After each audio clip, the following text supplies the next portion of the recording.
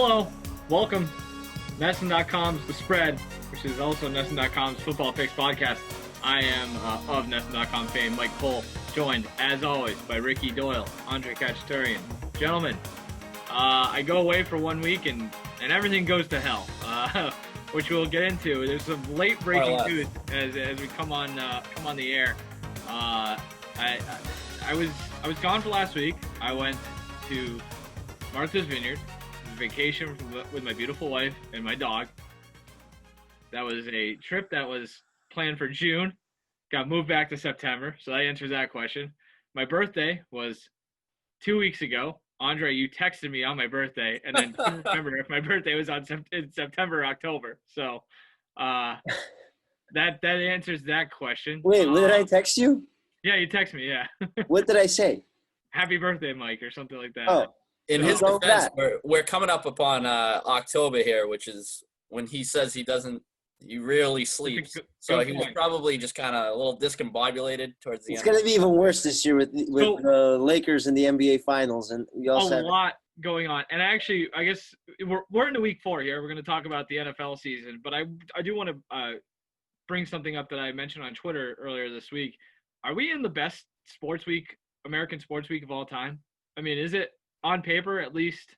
I mean, this is insanity. I would agree with you. I don't think it's the best. It's just too much. Humans aren't meant to process this much information. It's just a lot. It probably would have been better too had the Tampa Bay Lightning lost Monday night, and we would have had a Stanley Cup Final Game 7 with a full week of the NFL, MLB going to like a March Madness playoff schedule. College football, the NBA Finals. Andre, as you mentioned to me on Twitter, we've got the debate. You could call that sports, I guess, if you want to call it that. There's a lot going on. Sleep is going to be at a minimum. So, clerical errors. I do think, though, the bubble environment is, like, you're a lot more invested in it when one of your teams is playing in it. Like, I kind of checked out of the bubble a little bit once.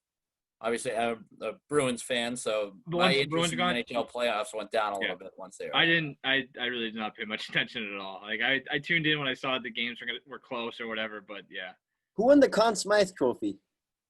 Victor Hedman. Wow, that's interesting. Okay. Well, he played football. For like 40 minutes. What's that? I said, no, but we're here to talk football. I know, yeah.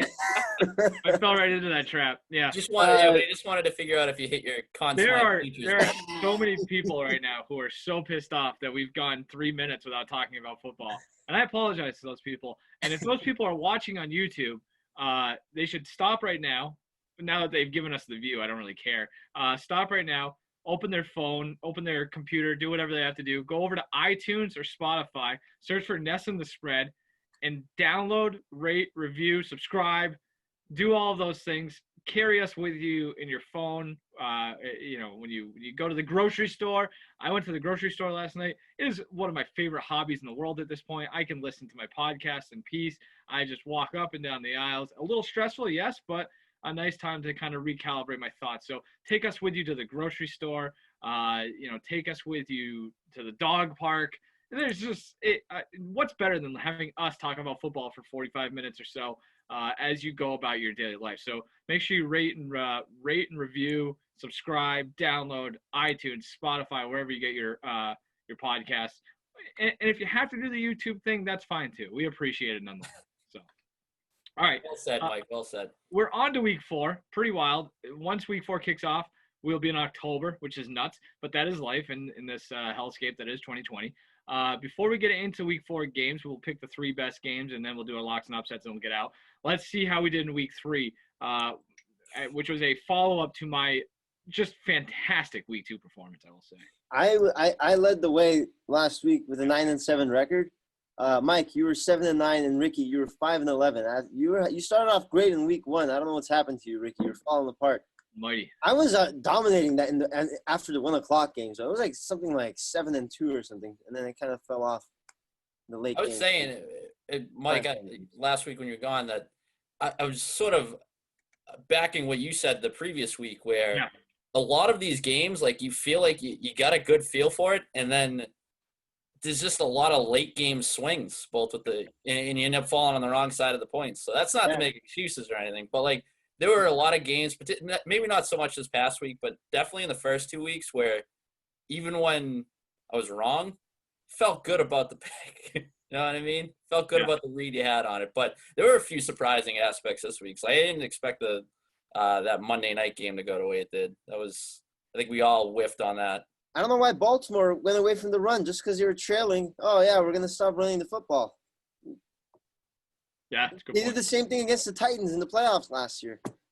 Yeah, they're going to be an interesting team to kind of remember moving forward, Baltimore. I mean, they beat the hell out of bad teams, but they struggle with good teams. So that's I do think – I know this is hearsay on Twitter or whatever, but like Lamar Jackson's skepticism is legitimate in my opinion, but that's just one man's opinion. Like I don't know. Like I don't think they're gonna be able to like throw themselves back into games when they fall down like that. Like I just don't think the passing attack is good enough.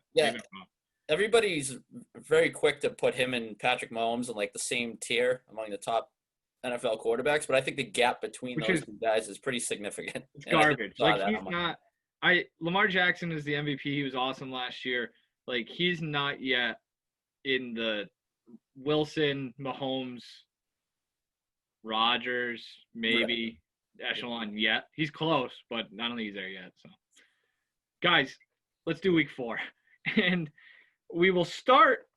First, actually, sorry, I just want to recap week 3 because I thought a few interesting things on the trends. Favorites last week went 9-7 against the spread. Road teams went 9-7 against the spread. Through 3 weeks, favorites 25-23 against the spread, 24-24 split home and road, which I thought was kind of interesting. So, despite home field advantage or lack thereof, that it's still pretty even across the board. So, I just thought that was kind of interesting to note. A huge run of overs through the first 2 weeks kind of came back to the earth, 8-8. Over-unders in week 3. Sorry, now we can get to week 4. And I think we should start, we'll call a little audible on our bet card here. We'll start with the Steelers-Titans game. And as we were getting ready to come on the air, if you want to, record, whatever you want to call it, major breaking news. The Tennessee Titans have a COVID outbreak. And I don't know what that's going to mean for this game. We will run through it like it's going to be played. But according to ESPN's Diana Rossini, the Titans aren't even going to get back into their facility until Saturday. The game's on Sunday, so that seems like a bit of an issue. My best guess is this game gets postponed. I actually did a little Beautiful Mind stuff on Twitter, found a way to play this game, I think, in week 7, which is when the Titans have a bye. Then you would move the Steelers' week 7 game against the Ravens to week 8, a week that both Baltimore and Pittsburgh have a bye. There's ways around it, so they just have to hope that the Vikings, who played the Titans last week, don't have an outbreak as well. But we will operate under the assumption that this game is going to be played Sunday, or maybe Tuesday or Wednesday. I don't know. So what you're saying is we can just take this soundbite and insert it into our Week 7 podcast. Yes, exactly. Right. Yeah. Well, yes, sure.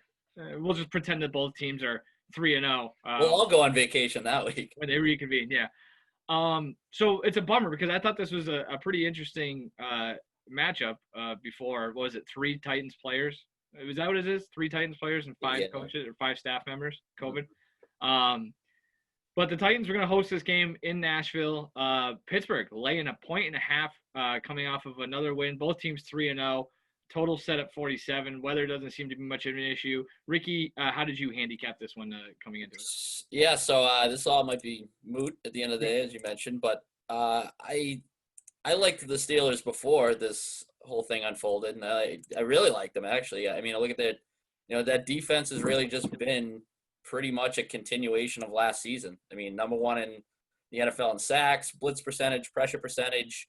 And while the Titans, dating back to last season, have been decent against pressure, I mean, I think that their offensive line's pretty legit, and just overall how they use play action, they pretty much don't expose Ryan Tannehill to pressure all that much. I think that, with their creativity offensively, I just think with the Steelers, their run defense especially is going to force the Titans to have to throw the football. And if that's the case, then I think that's where Pittsburgh will thrive. And then you look at the flip side, that Titans defense, they've been exposed a little bit through the first 3 weeks of the season. I think that's been one of the bigger surprises. I mean, we thought that if Tennessee was going to be good this year, which 3-0 overall straight up, but 0-3 against the spread. Weird team to sort of figure out here.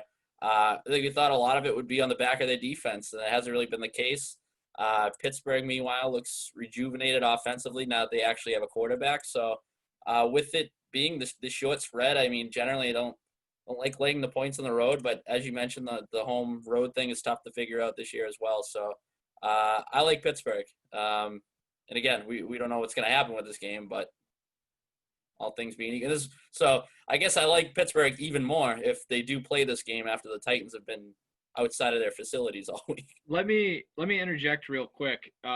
We use our lines off of basically consensus data, so we're just pulling from wherever. So I'm starting to see actionnetwork.com just put up a story saying the line is starting to move a little bit. We have it at 1.5 right now, seeing 2, even 3 in some spots. So the line obviously and unsurprisingly is moving toward the Steelers, but we'll keep it at 1.5 for conversation's sake. So Ricky's on the Steelers. What do you think, Andre? Yeah, I agree with Ricky. I think the Titans catch a major break, actually, because of this COVID outbreak. I don't think this game will happen this week. But if it does, you look at the Steelers' defense, as Ricky mentioned, their rush defense, allowing 2.7 yards per carry. They lead the league in sacks. I mean, that's kind of how you have to beat Tennessee, is to limit their running attack with Derrick Henry. And the Steelers have the ingredients to do so. And both teams are 3-0. Steelers, however, 5th in yards per play differential. Titans are 28th. I think they're an absolute mirage. They're not a good team.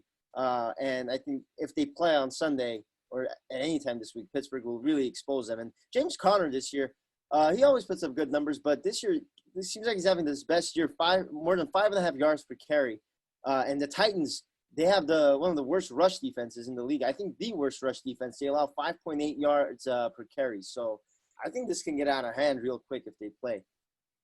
Yeah, Titans last in the NFL in yards per carry allowed, 29th in yards per game allowed on the ground. And yeah, Pittsburgh coming off of a season high 169 rushing yards last week.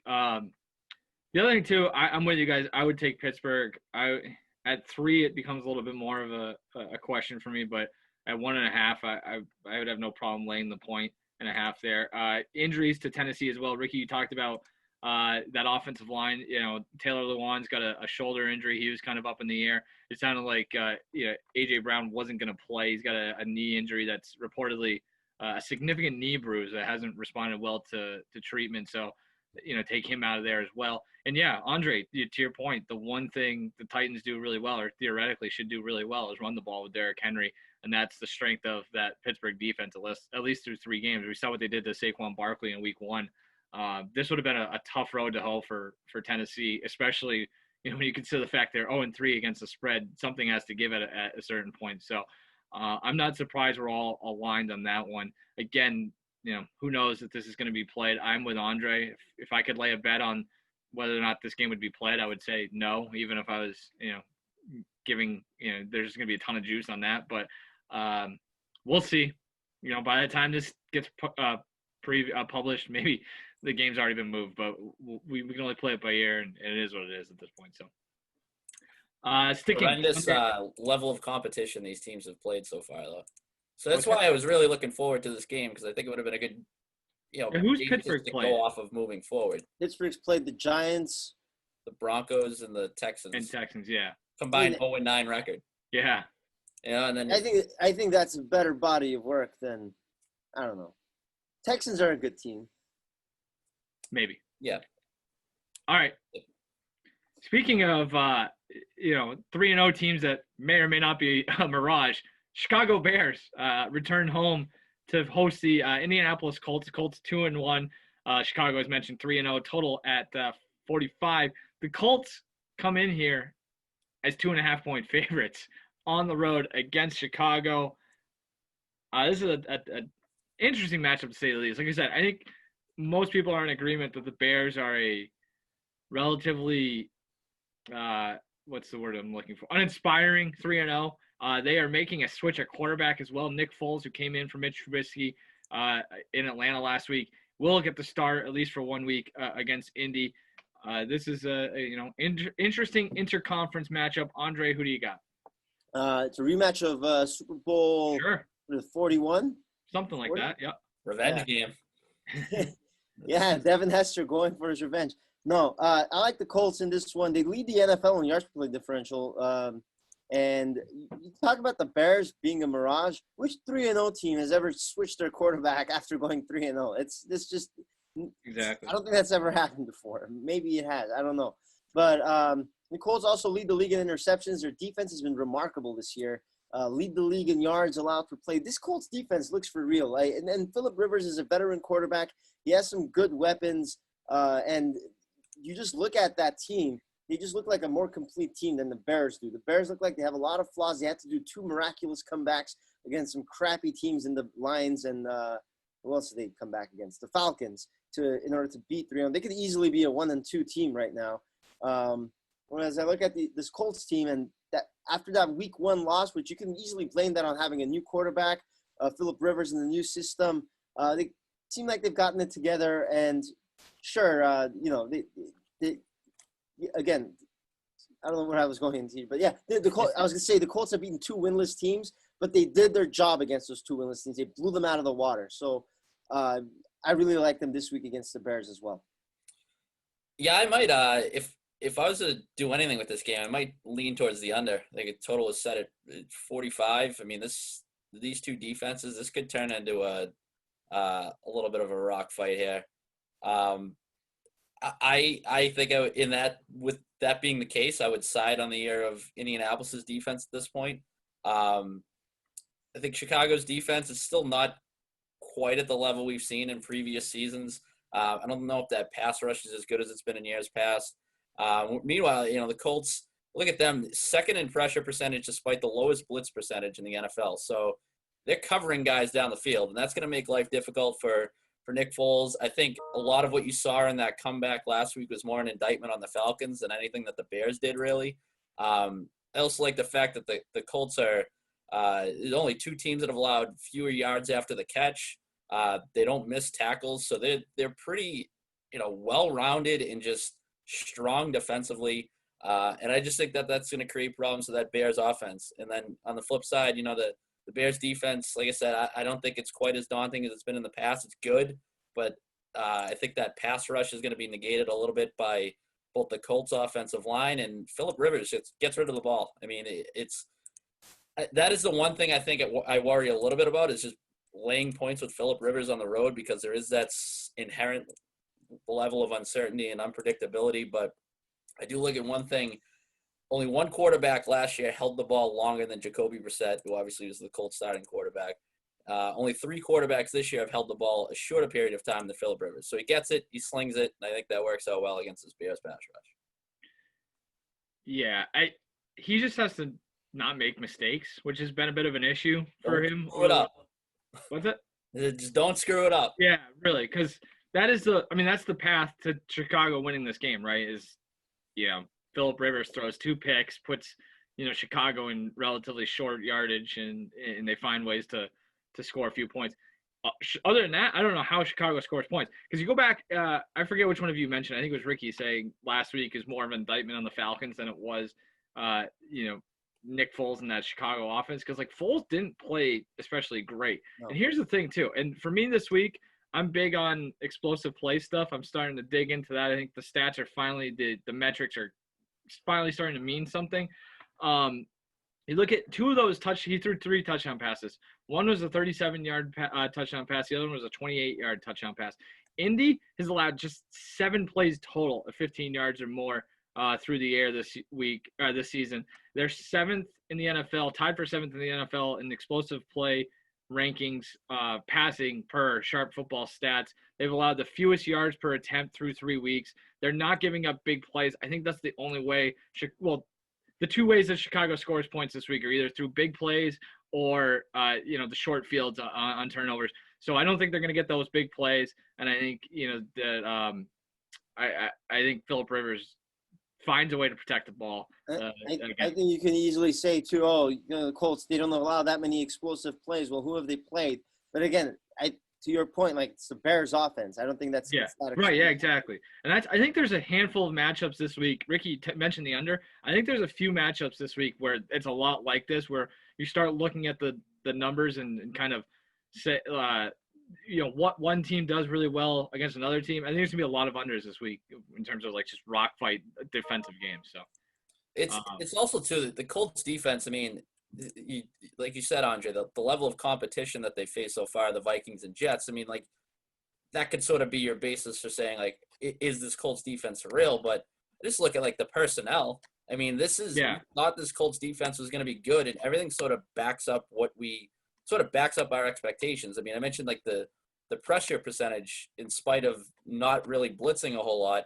Well, you can do that when you have DeForest Buckner and Justin Houston along your defensive line. Buckner's been Xavier awesome. Rhodes, who's sort of having a career renaissance on the back end. So like they have the talent there to be among the game's elite defenses, and it's all sort of falling into place. So granted, it is that terrible level of competition, but hey, you can only play who's on the schedule. And it's not even that terrible. I think the Vikings. Yeah.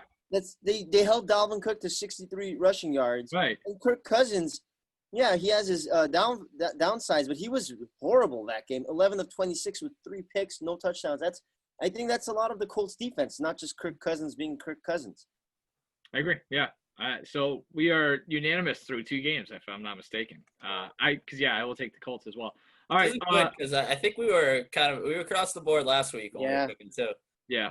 Let's go to Sunday, late Sunday afternoon, 4:25 game, CBS Romo Nance special. You got the New England Patriots coming off of a pretty convincing win over the the Las Vegas Raiders. They head to Kansas City to take on the Chiefs, a Chiefs team that I think we all kind of slept on, and they just went in and ransacked the Baltimore Ravens on Monday night. New England comes in at 2-1. Chiefs an impressive 3-0 against 3 pretty decent teams, or at least teams that should have been good. Total set at 54, seems high. Chiefs 7-point favorites at home here to open the week. Ricky, who do you like? Certainly starting to feel like the Chiefs are the Patriots of recent years with regards to betting. Just set it and forget it. I mean, unreal. 11-1 against the spread dating back to last season. Yep. And it's just, I mean, even in those playoff games last year, because you fall behind big early, and in the blink of an eye, they're right back in the game, and then you look at the end and they're covering. So for me, I'm leaning Chiefs here, even with that sizable spread. I mean, I think that the money that's going to come in on the Patriots is going to be a lot of just sort of banking on the name, banking on the coaching. But I just look at the talent gap between these two teams, and I think it's pretty significant. I mean, I'm probably going to be the last one to come around on the Patriots this year, because what they do offensively, I still like trying to figure out their identity, and I don't know what's sustainable and what's not.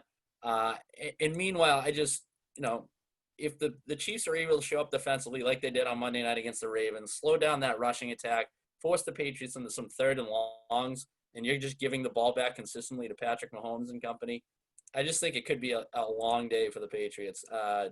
There's just too much.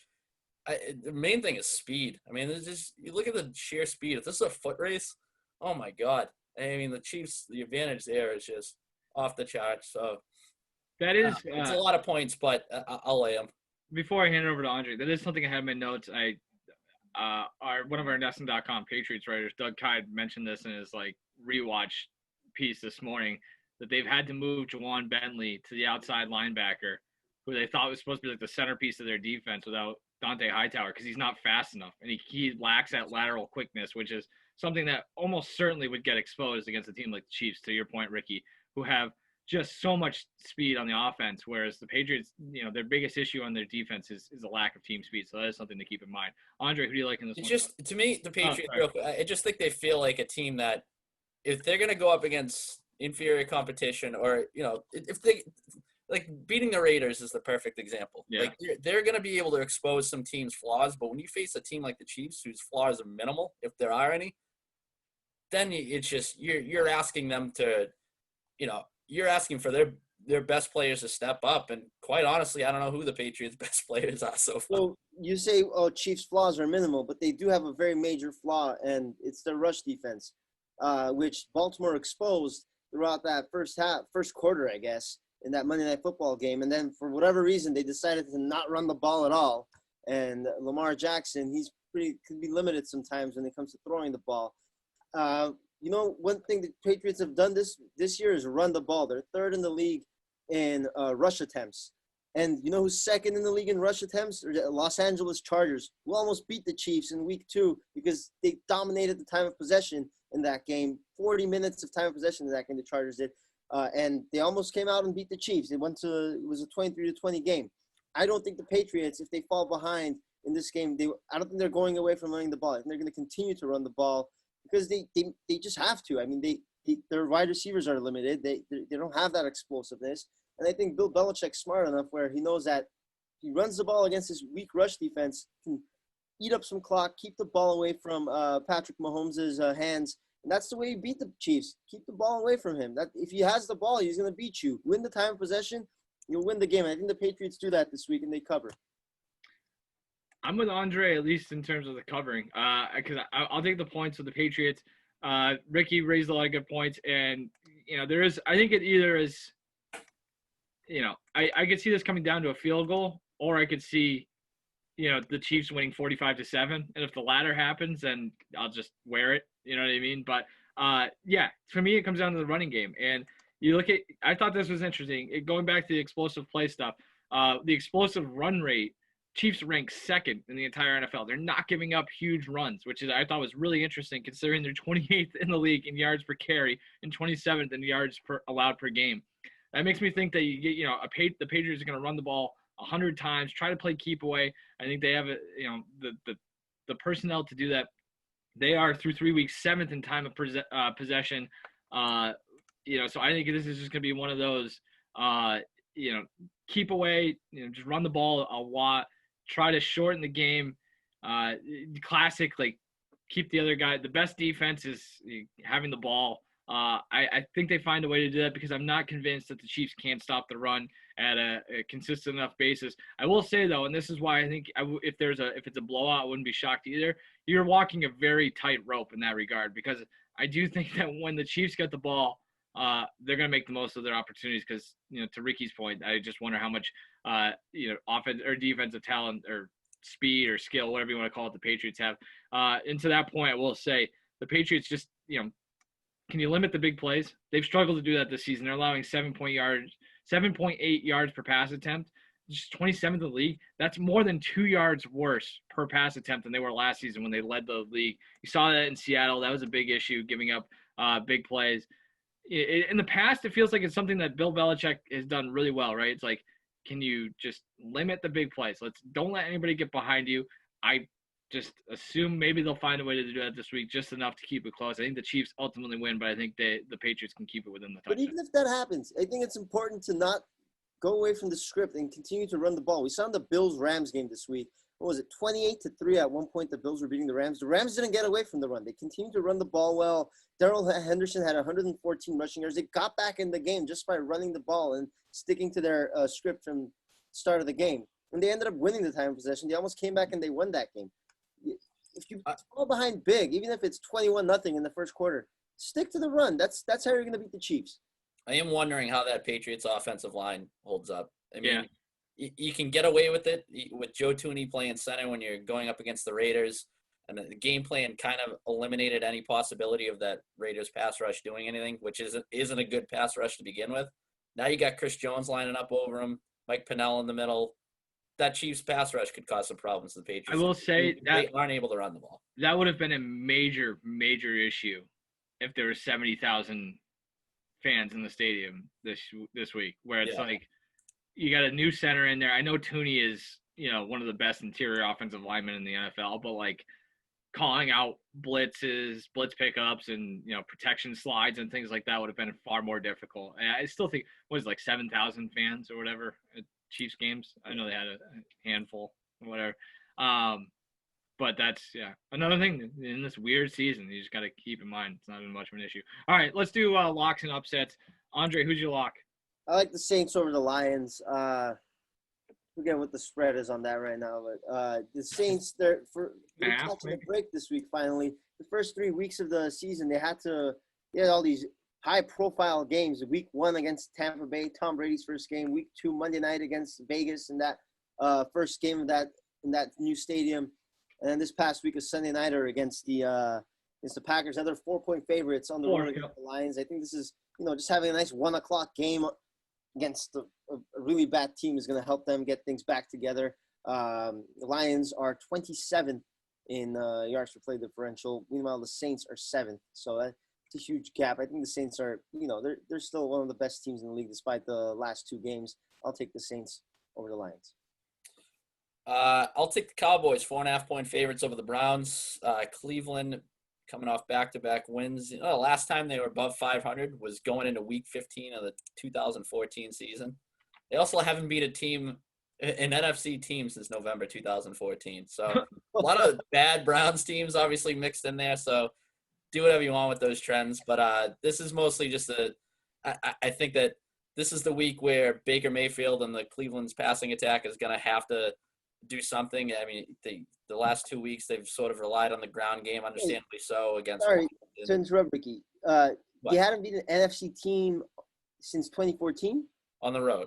On the road, okay. They just beat Washington. Never mind. So yeah, that Cowboys defense, obviously some issues there in the secondary, but still generated some pressure against Seattle. So hopefully they turn it around at some point. I think this is the week. Interesting. I will take, and this is going to be a segue into our locks segment. I'm taking the Houston Texans I got messed up. This will lead us into our upset segment. But I'm taking the Texans as, what is it right now? 3.5-point favorites at home against Minnesota. What the hell's up with the Vikings, by the way? I thought they were supposed to be a good defensive team. They are last in the NFL in explosive pass rate allowed. That is like the one thing that Houston does well is that they can, Deshaun Watson can get big plays, big chunk plays through the air. I think he has a big game against the Vikings. I think they find a way to chuck it around and finally get off the schneid. A team that has played, some fairly competitive games despite a brutal schedule to start the year. So I will take the Texans laying 3.5 at home against the Vikings. Let's do upsets. Why don't you start it off, Andre? Yeah, that lock of yours leads to my upset. Which is the Vikings over the Texans. So I like Minnesota's running attack here. You say what's wrong with Minnesota? I think it's just, they played some tough opponents. Houston's played some tough opponents too. They've already played Baltimore and Kansas City. But I think Minnesota's running attack will take advantage of the Houston rush defense that allows 5.2 yards per carry, 5th most in the league. And the Vikings lead the league in yards per carry with 6 yards per carry. They need to keep feeding Dalvin Cook, and they'll win this game. They also need to stop turning the ball over. Minnesota has a -5 turnover differential, but Houston this year grand total of 0 takeaways. So they don't really turn the ball over. Yeah, because they played really good teams. yeah.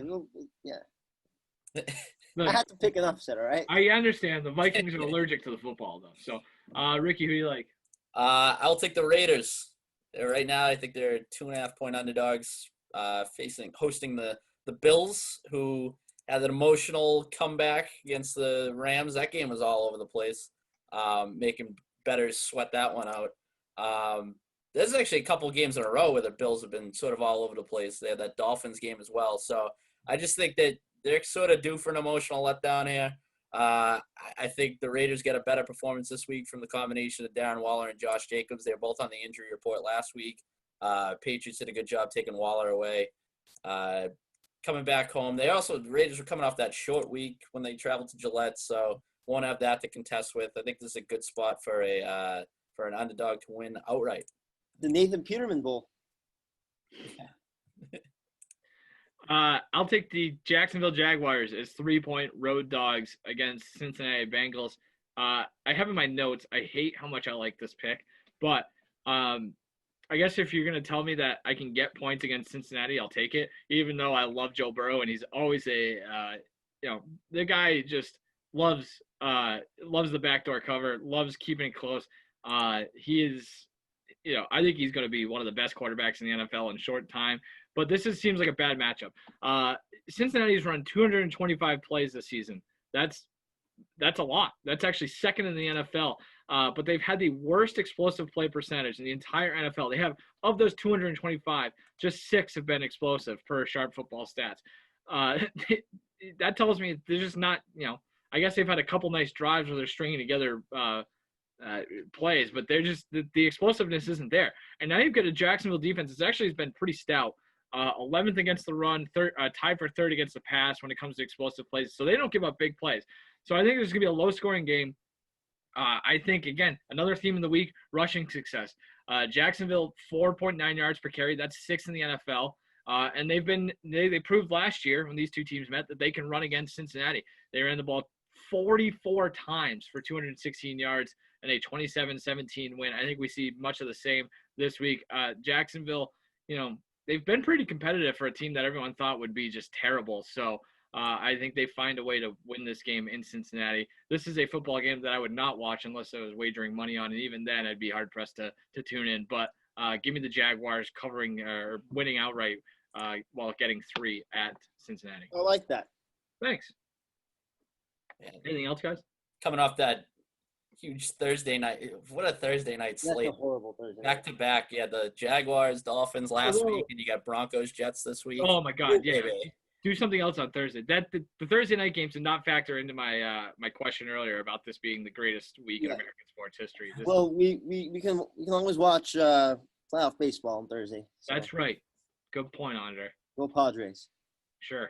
And by the way, I was looking for I couldn't find it. I just looked really quickly at prices. You can bet on the World Series matchup. I don't know what it is, but if I can get 150 to 1 on Marlins Rays, I'm locking in that in because it just feels like a perfect ending to this wild season. So it's a great year for Florida sports. Yes, that's true. Lightning winning the Cup. Rays are first in the AL.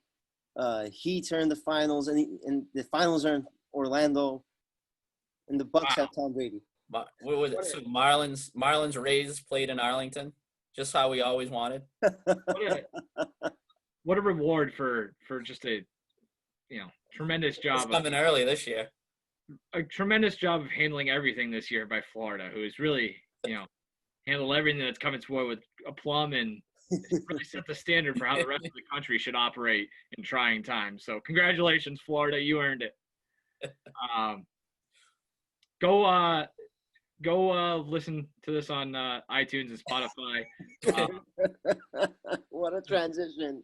When you're in the car on the way to the bars in Florida, maybe pre-gaming for a trip to the bars in Florida, throw on the spread, iTunes, Spotify, rate, review. If you're in Florida and you're offended by what we've said in the last 3 minutes, maybe don't review or rate. But other than that, we will see you again next week. That's Andre, Ricky, I'm Mike. We'll be back again with the spread. See you then. Bye.